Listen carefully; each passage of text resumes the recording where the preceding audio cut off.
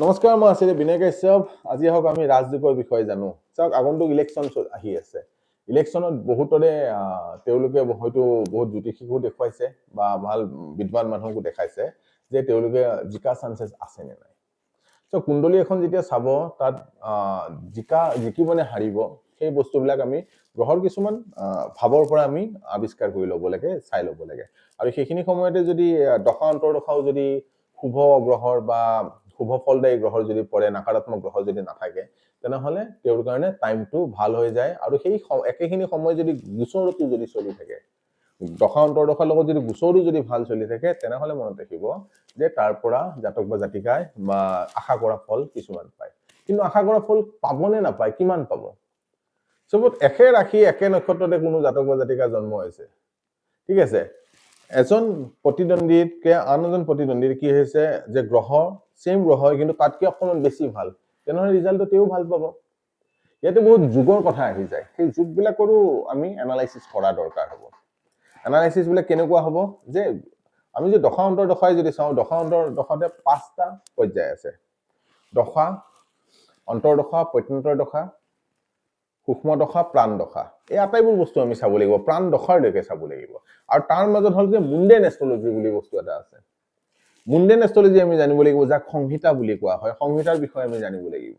কাৰণ সংহিতা কিয় জানিব লাগিব যে মাছ পিপুলে তেওঁক ভোট কৰিব, সেই মাছ পিপুলে তেওঁক ৰাইট ভোট কৰিব নে ৰং ভোট কৰিব, সেইটো মুণ্ডেন এষ্ট্ৰলজিৰ পৰা আহিব। অকল জ্যোতিষ শাস্ত্ৰৰ যে অকল আমি কুণ্ডলীখন চাই পেলাই আমি ক'ব লাগিব যে ক'ব পাৰিম যে তেওঁ জিকিব নে হাৰিব, সেইটো ক'লে ভুল হ'ব। জ্যোতিষ শাস্ত্ৰখনৰ জ্যোতিষৰ যিখন লগ্ন কুণ্ডলী, সেইটোতো ইম্পৰ্টেণ্ট হয়। লগতে আপোনাৰ প্ৰশ্ন কুণ্ডলীও আহিব লাগিব, আৰু লগতে আপুনি মুণ্ডেন এষ্ট্ৰলজিটো আহিব লাগিব। সেই বস্তুবিলাক গোটেইখিনি আমি চাব লাগিব, চাই পেলাই এটা নিৰ্ণয়ত আহিব লাগিব যে তেওঁ জিকিব নে হাৰিব। জিকে যদি কেনেকে জিকিব বা হাৰিব যদি কেনেকে হাৰিব, যদি হাৰা চান্স থাকে কি কৰিলে জিকা চান্স থাকিব। অকল লগ্ন কুণ্ডলী এনালাইচিছ কৰি যদি আপুনি ভাবে যে নাই তেওঁক এইখিনি ৰিমেডি কৰি দিলে খুব ভাল ৰিজাল্ট পাই যাব, তেনেকুৱা নহয়। কাৰণ কি তেওঁৰ লগত অন্য বহুত মানুহ ৰিলেশ্যনত আছে, কাৰণ বহুত মানুহৰ ভোট তেওঁক লাগিব। আৰু সেই মানুহৰ প্ৰত্যেকৰে ৰাশি, নক্ষত্ৰ, গ্ৰহ প্ৰত্যেকৰে বেলেগ বেলেগ। তেওঁ আশা কৰা মতে নিদিবও পাৰে ভোট। সেইটো বস্তু জানিব হলে সদায় মুণ্ডেন এষ্ট্ৰলজি আপুনি জানিব লাগিব। আৰু মুণ্ডেন এষ্ট্ৰলজি এনেকুৱা এটা জ্যোতিষ শাস্ত্ৰৰ মাধ্যম হয় যে তাৰ পৰা আপুনি একুৰেটলি ক'ব পাৰিব যে জাতক বা জাতিকা এই ইলেকশ্যনত জয়ী হ'ব নে তেওঁ হাৰিব। এই বস্তুখিনি মনত ৰাখিব যে অকল লগ্ন কুণ্ডলীখন চাই যে কোনো এটা চেলিব্ৰিটি টাইপৰ যদি প্ৰাৰ্থী এজনক যদি কওঁ যে আপুনি জিকিব, আপুনি চিন্তাই কৰিব নালাগে, আপোনাৰ লগ্ন কুণ্ডলীত অমুক যুগ আছে, তমুক যুগ আছে, এইটো সূৰ্য অমুকত আছে, তমুকত আছে, গ্ৰহ এনেকে চলি আছে, দশা অন্তৰ্দশা ভাল, গোচৰ ভাল, আপুনি জিকিবই, আল্টিমেটলি ৰিজাল্ট জিৰ' ওলাব। কিন্তু তাৰ লগত একেলগে মুণ্ডেন এষ্ট্ৰলজিটো চাই ল'ব, তেওঁৰ প্ৰশ্ন কুণ্ডলীও চাই ল'ব, ঠিক আছে। আৰু যেতিয়া তিথি প্ৰৱেশ যেতিয়া হয়, সেই কুণ্ডলী চাৰ্টখনো চাই ল'ব। সেই আটাইবোৰ দিশ যেতিয়া আপুনি চাই ল'ব, তেতিয়া আপুনি ক'ব পাৰিব যে জাতক বা জাতিকা যোনে ইলেকশ্যনত উঠিছে জিকিব নে হাৰিব। যে অকল লগ্ন কুণ্ডলীখন চাই যদি আমি ভাবো যে তেওঁৰ এটা শুদ্ধ প্ৰেডিকশ্যন হ'ব, সেইটো কোনোদিনা নহয়। সেইটো চাই আমি কোনোদিনা ক'ব নোৱাৰো যে তেওঁ ইলেকশ্যনত জিকিব নে হাৰিব। এতিয়া মেইন কথা হ'ল কি, যেতিয়া আপুনি নমিনেশ্যন দিব যাব, সেইখিনি সময়ত মুহূৰ্তৰ কথা আহি যাব। সেইখিনি সময়ত কি মুহূৰ্ত চলি আছে, ঠিক আছে, তিথি গণনাণ্ডত আছে নে, ক্ষয় তিথিত আছে নে, বৃদ্ধি তিথিত আছে নে, কি তিথিত আছে, বা দীক্ষা তিথিত আছে নে, পূৰ্ণা তিথি হলে অমাৱস্যা তিথিত আছে নেকি, সেই আটাইবোৰ দিশ আহি যাব।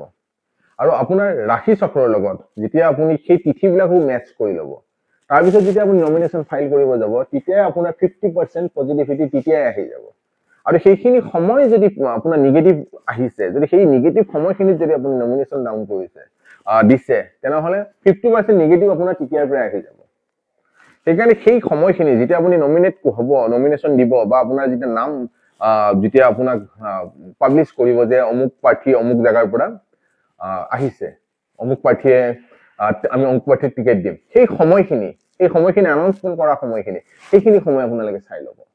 আৰু যেতিয়া নমিনেশ্যন দিব যাব, সেইখিনি সময় চাব, কাৰণ তেতিয়া আপোনাৰ অলৰেডি 50% আপুনি পজিটিভিটি পাই যাব।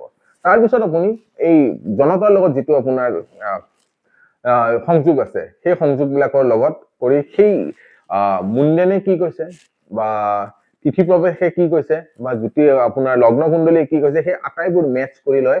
যেতিয়া তাৰ পৰা কিবা ৰিমেডি যদি থাকে, সেইখিনি কৰি ল'ব। কিছুমানে কি হয়, ৰিমেডিটো বেলেগক কৰিব দিয়ে, তুমি কৰা, মোৰ ইমান সময় নাই, মই ৰিমেডি নকৰো, তুমি কৰাচোন, তুমি মোৰ হৈ কৰি দিয়া। সেইবিলাক কাম নকৰিব। সেইবিলাক কাম কৰিলে কি হ'ব, সেই গ্ৰহটোৰ প্ৰপাৰ ৰিজাল্ট আপুনি জীৱনতো নাপাব।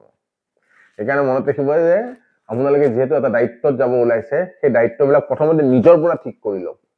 নিজৰ পৰা ঠিক কৰি যেতিয়া আগুৱাব, তেনেহ'লে মনত ৰাখিব যে আপোনালোকৰ জিকাৰ ক্ষেত্ৰত কোনো বাধা দিয়া বা কোনো বাধা দিব নোৱাৰে বা বাধা দিয়া সম্ভৱো নহয়। আশা কৰো এই ভিডিঅ'টো যোনে যোনে এইবাৰ ইলেকশ্যনত উঠিব বিচাৰিছে, ইলেকশ্যন জিকিব বিচাৰিছে, তেওঁলোকৰ কাৰণে তেওঁলোকে বুজি পাব আৰু সেইমতে কাম কৰিব। ধন্যবাদ।